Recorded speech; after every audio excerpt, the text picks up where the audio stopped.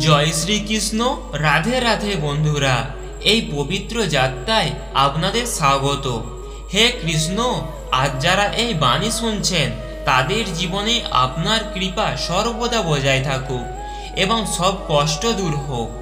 আসুন দেরি না করে শ্রীকৃষ্ণের অমৃত উপদেশের এই যাত্রা শুরু করি।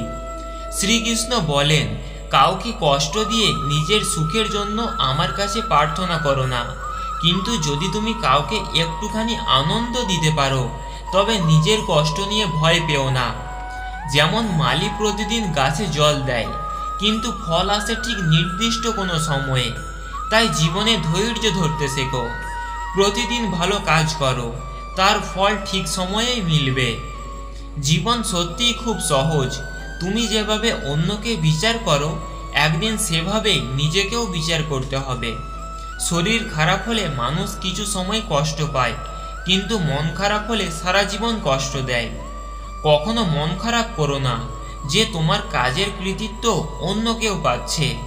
যুগ যুগ ধরে প্রদীপ জ্বলছে ঘি আর তুলা দিয়ে, কিন্তু মানুষ বলে প্রদীপ জ্বলছে। জীবনে কাউকে নিজের অভ্যাস করো না, তাহলে তোমার সুখ দুঃখ আর মুড অন্যর উপর নির্ভর করবে। অহংকার আর গর্ব মানসিক অসুখ, যার চিকিৎসা সময় আর প্রকৃতি নিজেই করে। আশীর্বাদ কখনো ছেড়ে যায় না, আবার অভিশাপও কখনো পিছু ছাড়ে না। মানুষকে দেখানোর জন্য যা করো তার মূল্য কেবল মানুষ বোঝে।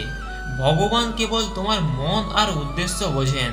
সত্যিকারের ধনী সেই যার কাছে ভালো চিন্তা, ভালো মনোভাব আর মিষ্টি ব্যবহার থাকে। মানুষের মুখ বন্ধ করার চেয়ে নিজের কান বন্ধ করো। জীবন অনেক শান্ত হবে।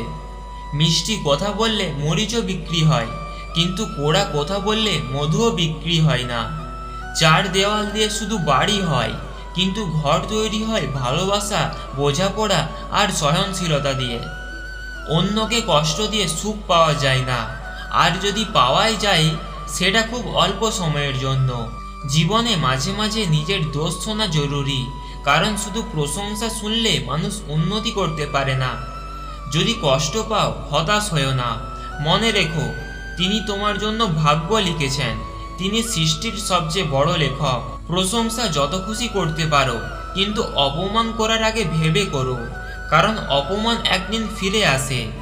অতীত পাল্টানো যায় না, কিন্তু আজ ভালো কাজ করলে ভবিষ্যৎ বদলানো যায়।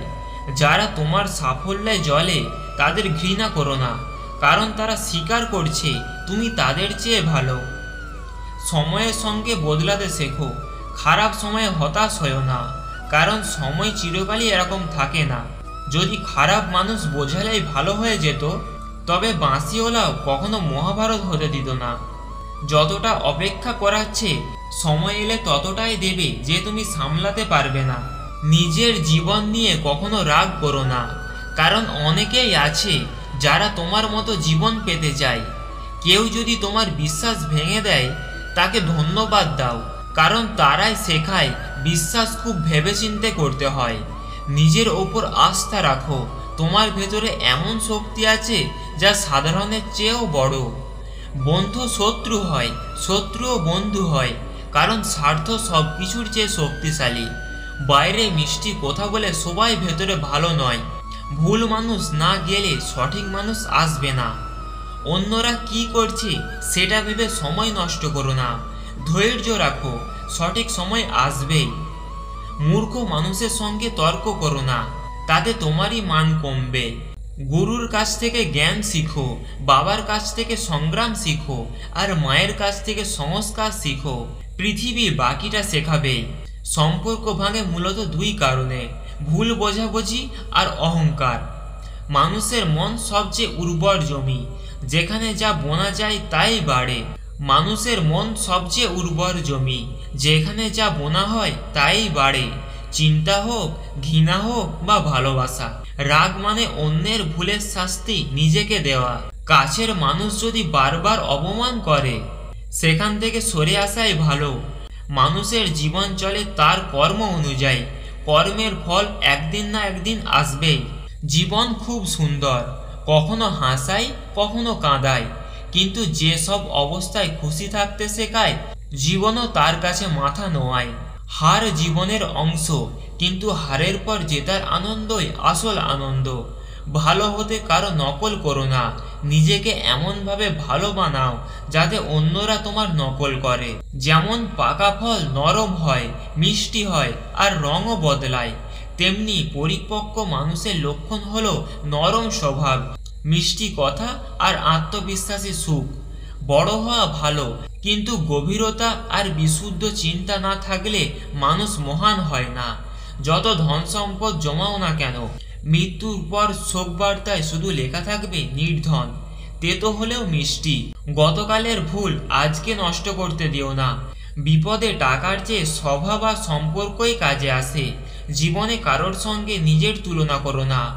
জীবন এক অমূল্য উপহার। সুখ দুঃখ, লাভ ক্ষতি, রাগ ভালোবাসা সবকিছুই এর অংশ। যদি আমরা ধৈর্য, বিশ্বাস, ভালো চিন্তা আর ভালো ব্যবহার নিয়ে চলি, তবে জীবন নিজেই সুন্দর হয়ে ওঠে।